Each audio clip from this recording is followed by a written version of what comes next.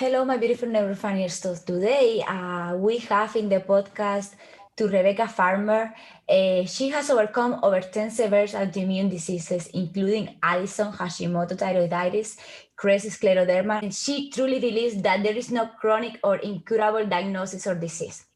She's now at age thriving more than ever before. She has gained 65 healthy pounds in 1 year after being told that she would have to be hooked up to a feeding tube and remove her colon. She has also overcome severe addiction and binge eating, which was triggered by the sight of her own emaciated body. Desperately unable to gain weight due to chronic Clostridium and malnutrition. She is a firm believer in behavioral and lifestyle changes. She is a woman of faith. Now Rebekah is a certified life and health coach and is thrilled to help others to overcome and walk alongside them during their own healthy journey. She is passionate to share that there is always hope and that you are never alone.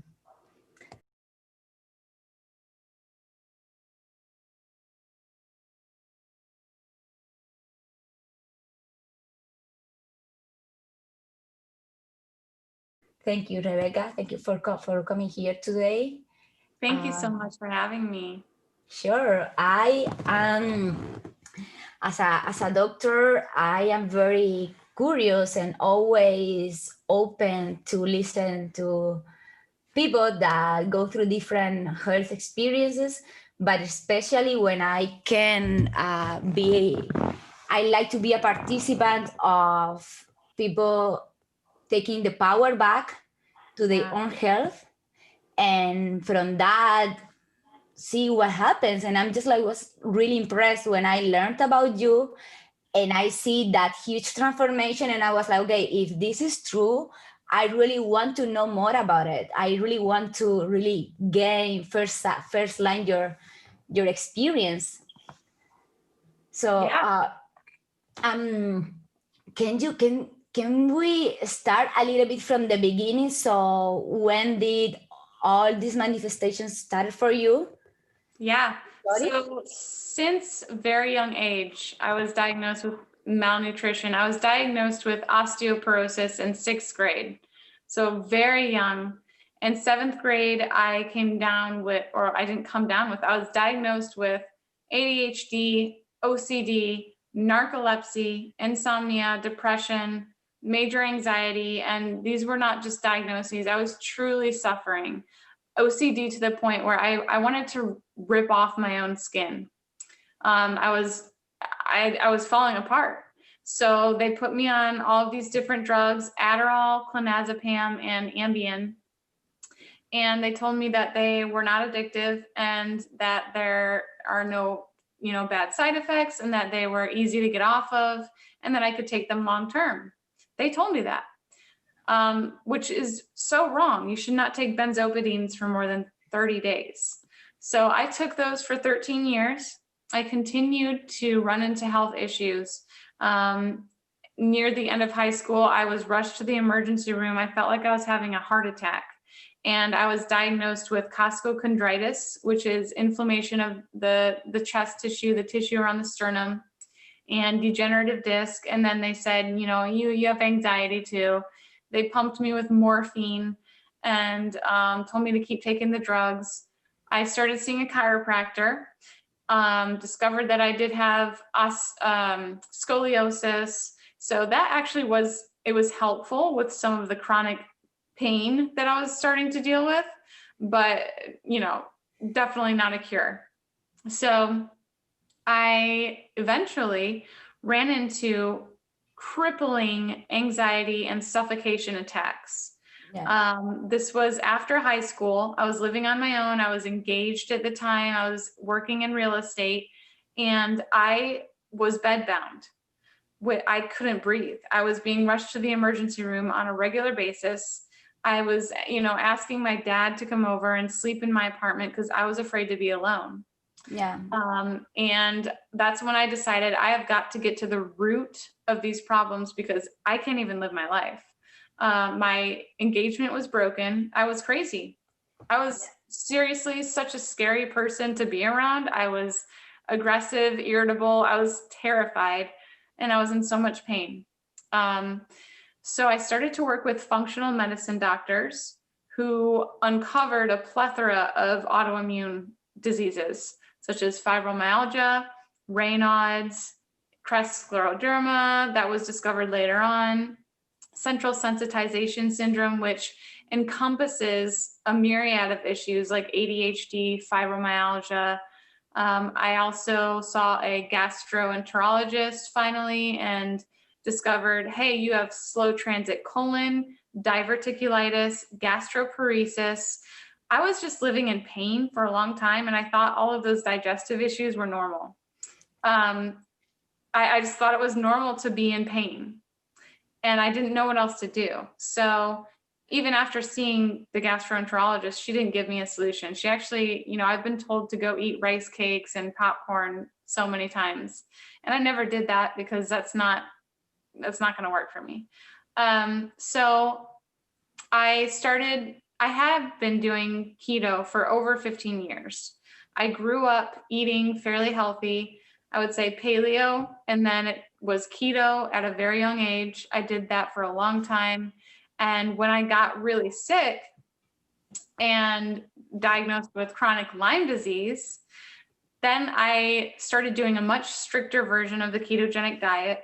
I realized that my adrenals were oversaturated, and I was just a total burnout. I had taken, the Adderall and those benzodiazepines for so long. So I finally weaned myself off of those, which was a nightmare. That was very, very hard to do. I got off of those, and I was doing like a 4-to-1 fat to protein ratio of a ketogenic diet. And that's pretty much the only way that I was able to get out of bed. And, I started to see little pieces of my personality come back. And that was exciting. I was like a zombie for a very long time. I was just getting by. And I would stay up for 5 days at a time like nothing. I was totally wired, just running on Adderall and then crashing with the Ambien. So when I pulled those away, I had to deal with the root issues. But I started to lose severe amounts of weight. And a lot of people said, well, you're doing the ketogenic diet. That's a weight loss diet. And I said, no, I'm doing it for autoimmune issues. I was at one point eating 6,000 calories and still losing weight. And over a year after that had started, I was finally tested for C. diff, which is essentially a bad bacteria that takes over the good bacteria in your gut. And it came back positive. So it was kind of reassuring because it's like, this is why I've been losing so much weight. But I went through every single antibiotic. So that means 13 rounds of antibiotics. I had to do each one. There are like 5 different ones, and I had to do each one 3 times. So I went through 13 rounds of antibiotics before I was approved for a fecal transplant. Did that, and it was still positive. It was still there. I was approved for a second fecal transplant, and it went away for 2 months, and then it came back. I knew, like, almost instantly when it came back, I felt like a different person. It was affecting my mood. It was affecting everything. And all of my autoimmune symptoms were in flare up again. I was just constantly juggling all of these things. I was just barely getting by. It wrecked my relationships. It wrecked, my trust with my family. They thought that I had an eating disorder. I was held in a hospital, treated for an eating disorder against my will for an entire month. I went through so much. So I was approved for a third fecal transplant, and it didn't work. And so this brings me to last year, 2019, where I was in my third emergency room back to back. I was pretty much asking them to treat me as if I had an eating disorder because I needed to refeed my body. My last recorded lowest weight was 69 pounds at 5'6", and I couldn't gain weight to save my life. So they told me that I needed to be hooked up to a feeding tube. and that I would need to remove my colon. And it was at that point that I spoke to the dietitian privately and I said, you've got to let me try this all meat diet. And I explained everything. I explained, look, I've been doing keto. I've heard a lot of things about this all meat diet. It makes sense. And I just need you to help me out while they were holding me there. So she agreed and she put me in touch with the chef in the kitchen at the hospital.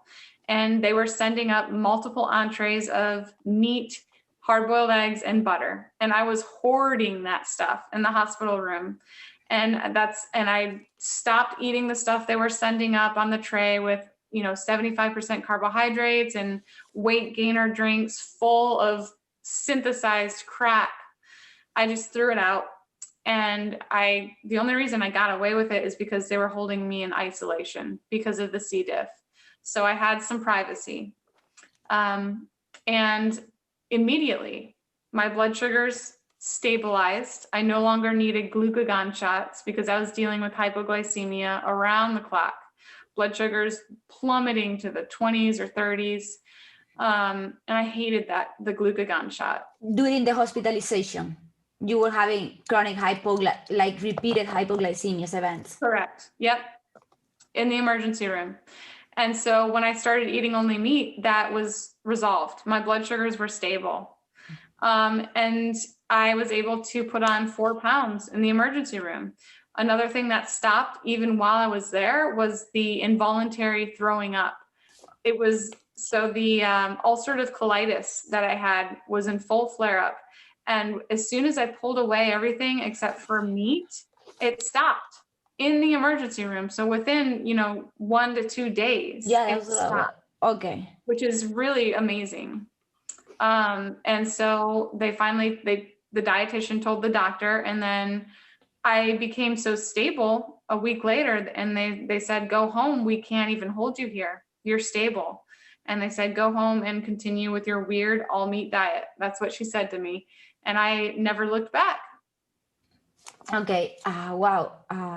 First of all, thank you and I'm sorry that I'm bringing really hard memories. It's okay. By asking these questions. And thank you for being open and being like such a open book with me and with the audience that is listening to this. And honestly, I am trying to be skeptical. And it's not because I don't believe what you are saying, but it's just like it's really a miracle. I really like learning all these stories, seeing what I have seen, what I learned in my school, and now seeing how you are right now. I really have a lot of questions, and I bet that some of the audience as well. So I'm going to try to play a little bit devil's advocate and ask you some questions. And we discussed this before. So, so the osteoporosis, you were diagnosed by osteoporosis when you were young. It was osteoporosis, so it was like rachitism, that you didn't have vitamin D, the vitamin D deficiency, or how was that? So that was like the first thing that you were diagnosed with? That's how it started? Yeah, they did a bone density test and I was diagnosed with osteoporosis. Okay. And then what was the next thing that you started developing? The mood disorders in 7th grade. In 7th grade. And that ultimately led to with autoimmunity. Yes. So I don't know when the autoimmunity started because I didn't even test for any of that. I didn't start seeing functional medicine doctors until 2017. So that's when I discovered.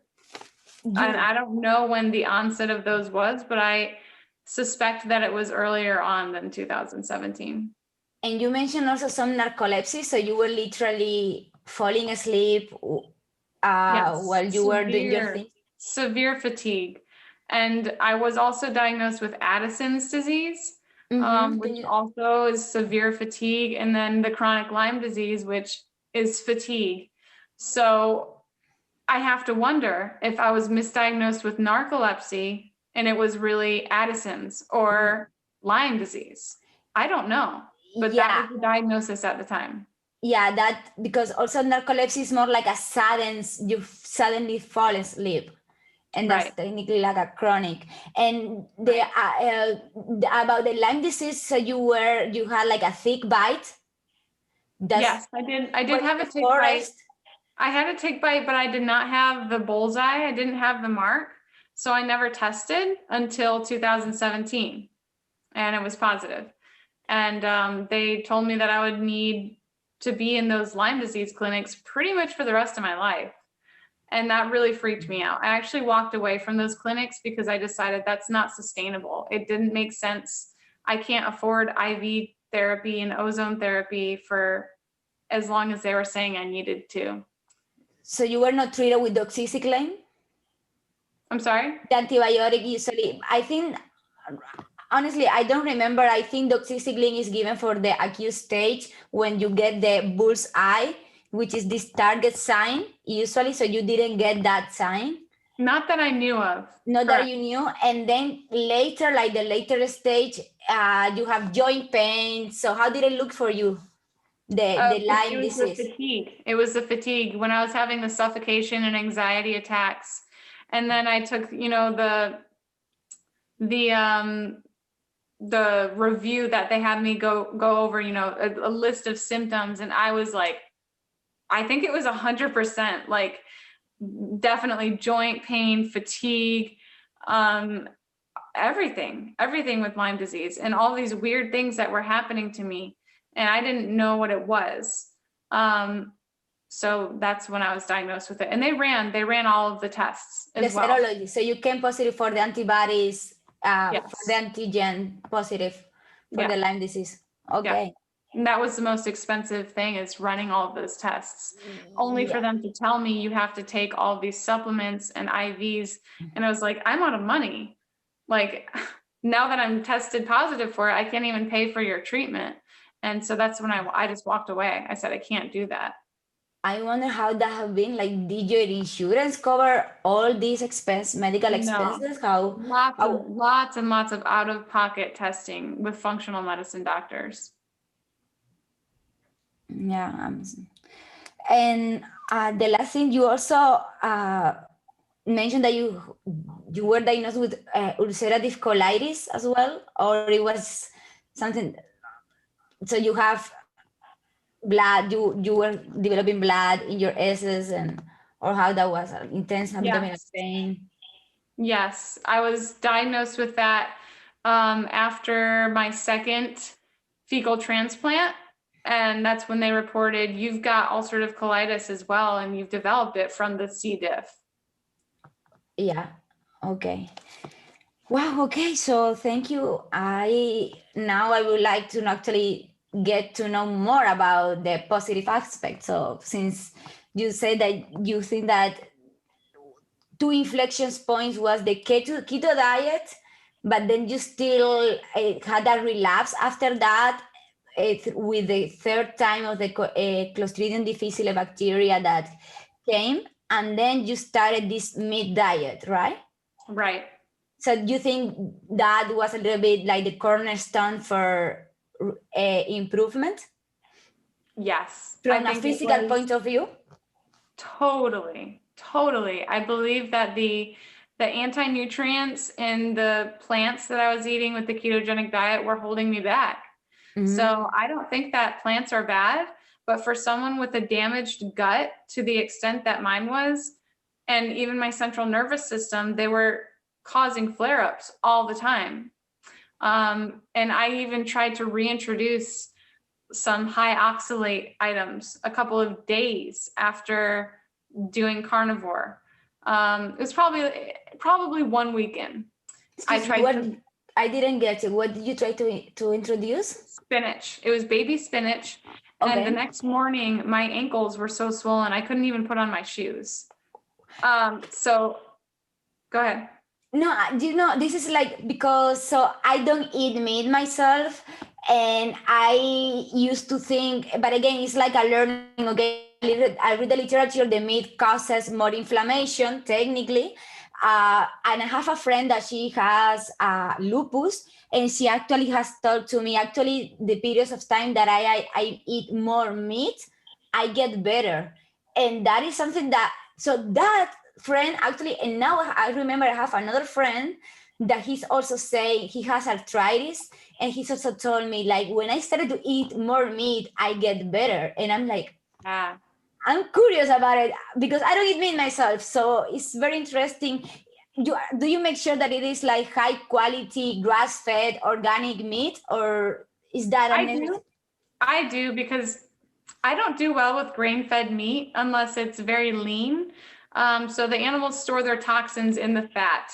And so I do not do well with grain-fed fatty meat, because it's you're getting soy, you're getting possible antibiotics, getting much higher omega-6 to omega-3. Mm-hmm. And I have a very bad reaction with fatty conventional meat. So I also, it's very important to me to support farmers and ranchers who are treating animals ethically.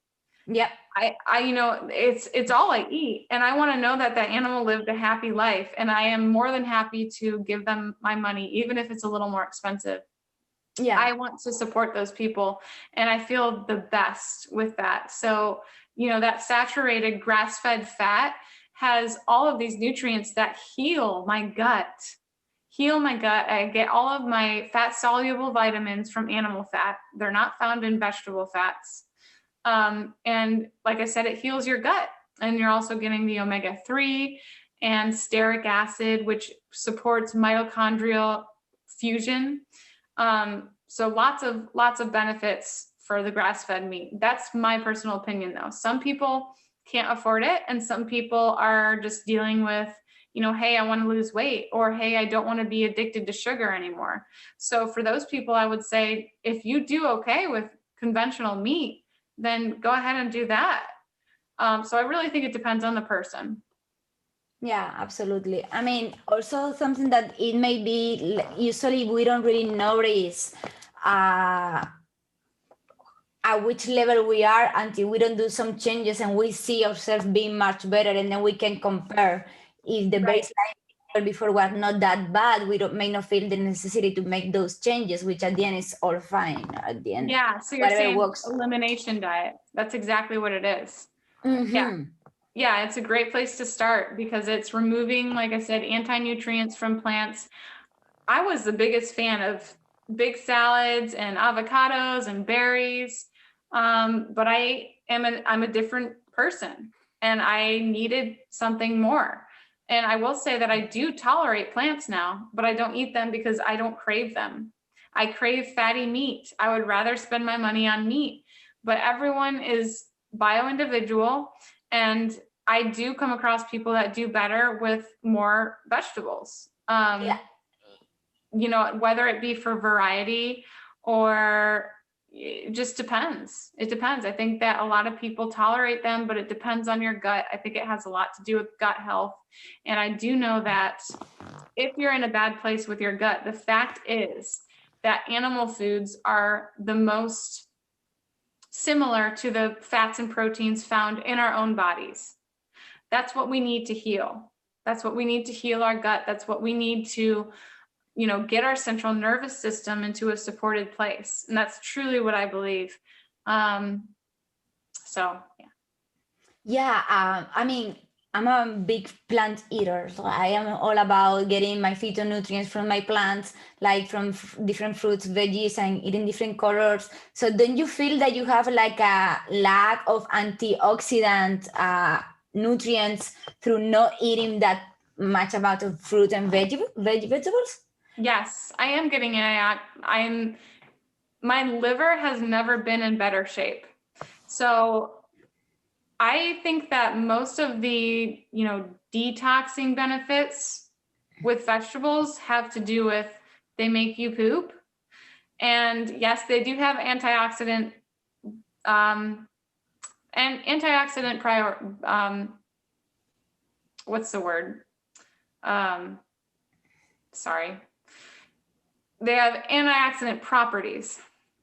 So I do believe that, but typically the ones that contain the most antioxidants also contain high oxalates, is what I've found. So black pepper, turmeric, baby spinach, cinnamon, all of those are very, very high oxalate. And that's something that I just can't do. A lot of people can. But I will tell you that I detox my liver by eating liver. And I get all of my nutrients from animal foods. I mean, if you compare a hunk of frozen liver to 2 pounds of kale or blueberries or another superfood, you're getting so many more nutrients in the liver. And all of these nutrients are used for detoxification. Not only that, but it's supporting your body with all those vitamins like B12 and vitamin A and vitamin D and choline. All of these things work together to heal your brain, to support your neurotransmitters, to support detoxification pathways. And that's what I needed. Okay. And so how long it took you to fully recover? Because I see your face right now, and honestly, you spread health. I see. Oh, so do you. Thank you. No, like you really have a very nice glance and a very nice. I can tell you are healthy. Your cheeks. So how long it took you from where you were when you started eating meat to recover, and how it was like that progressive noticing feeling in your body, decrease of symptoms, and how can you go now through the recovery story? So within the first 2 weeks, I noticed significant improvements in my mood and energy. Like I was in an abusive relationship at the time, and right away it was like I was able to think for myself, and I was able to think, I have to get out of this situation.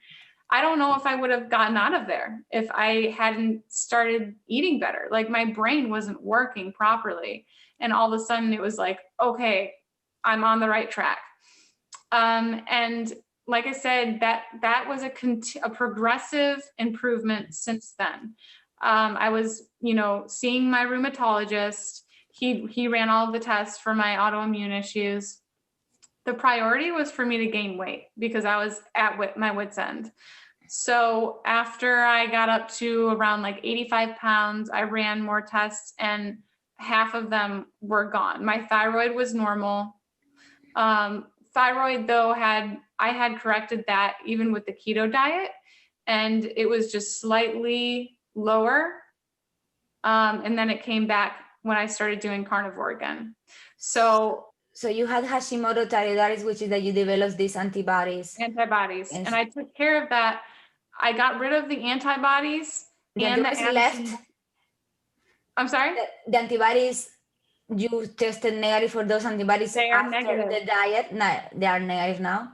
Yeah. Your thyroid levels, hormones are normal. I mean, you don't have any symptoms. Yes. Yeah, but I do want to clarify. So the Hashimoto's and Addison's disease, I reversed those before I went carnivore. So what you did for that? How was the story? I started taking iodine, and I started eating a ton of fat. Those were the two major things that I did.